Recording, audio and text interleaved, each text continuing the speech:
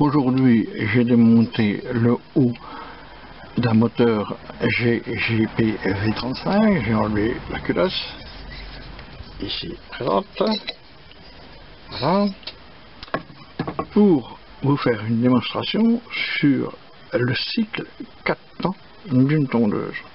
Alors bien souvent, on nous demande comment fonctionne un moteur de tondeuse, un moteur 4 temps. Eh bien, on va essayer de vous donner une explication.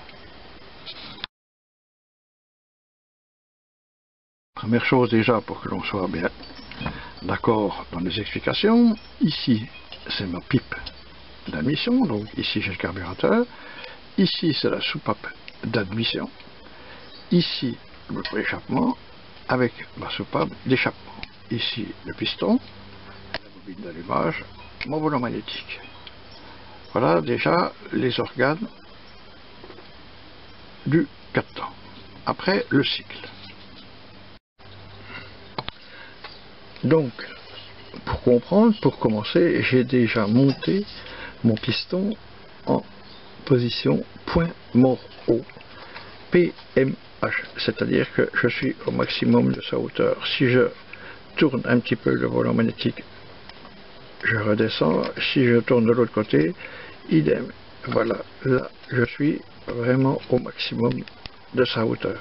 Je suis en PMH, mes deux soupapes admission échappement sont fermés. Donc ici je suis en position explosion. L'explosion vient de se faire. Le piston est projeté en descente. Donc en descente, voilà, il descend. Il y a tous les gaz brûlés à l'intérieur. Quand il arrive en bas, la soupape d'échappement s'ouvre. Et comme mon piston remonte, bien sûr, j'ai la culasse de montée dans ces cas, en marche normale, quoi. Le piston remonte, chasse mes gaz d'échappement par la soupape d'échappement, par le pot d'échappement. Voilà. Voilà. Quand j'arrive dans cette position-là, la soupape d'échappement se ferme et la soupape d'admission s'ouvre. Donc, mon essence, mes gaz d'essence, mon essence arrive par la soupape d'admission. Voilà. Donc elle est aspirée parce que le piston descend, ça fait une fusion. Voilà.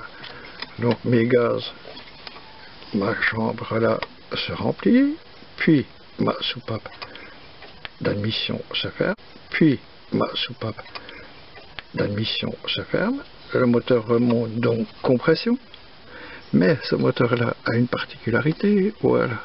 Arrivé à un certain niveau, ici, on voit que la soupape d'échappement s'ouvre très légèrement. Regardez bien, parce que ça c'est important.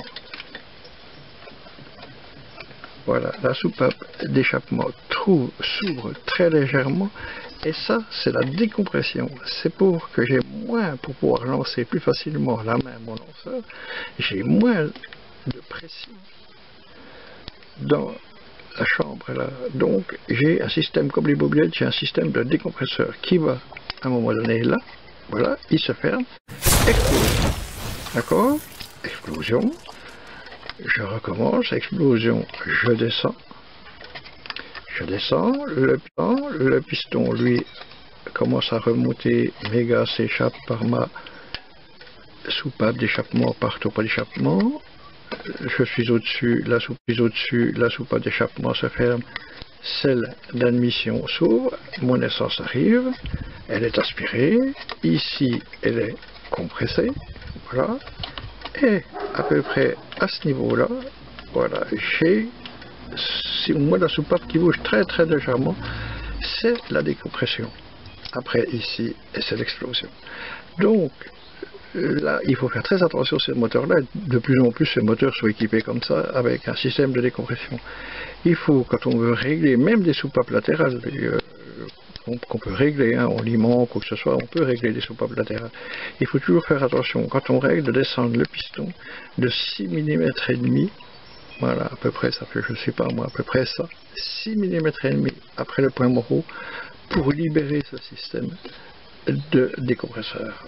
Voilà le principe d'un moteur 4 temps vous retrouvez ça sur les Brigastratton, vous retrouvez ça un peu sur tous les moteurs, comme le système 4 temps, c'est le système 4 temps, que ce soit soupape latérale ou soupape en tête ou achevé, là, c'est pareil. Voilà. Admission, compression, échappement, ainsi de suite. Voilà. J'espère vous avoir intéressé. Je vous remercie.